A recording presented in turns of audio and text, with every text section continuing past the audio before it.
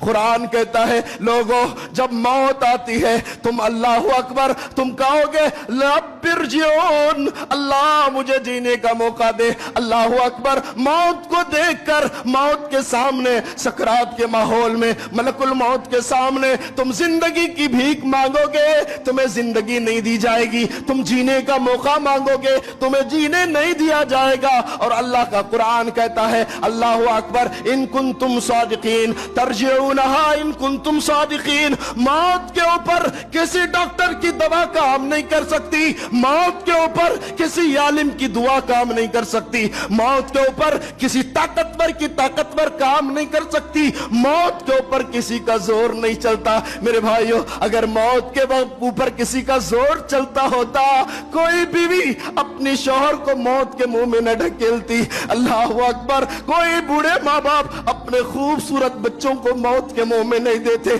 कोई भाई अपने भाई को मरने नहीं देता, कोई माँ बाप अपने लख्ते जिगर को जाने नहीं देता।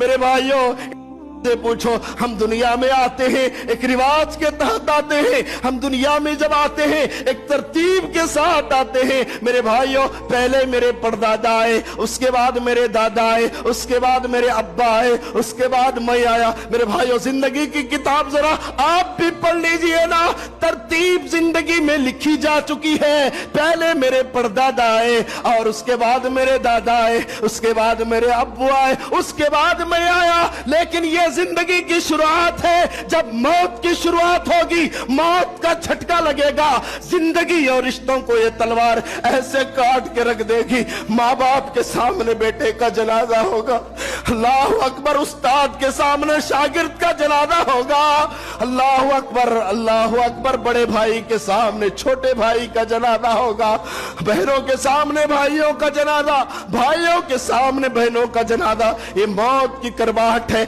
जब आती है तरतीब दुनिया की मिटा के रख देती है।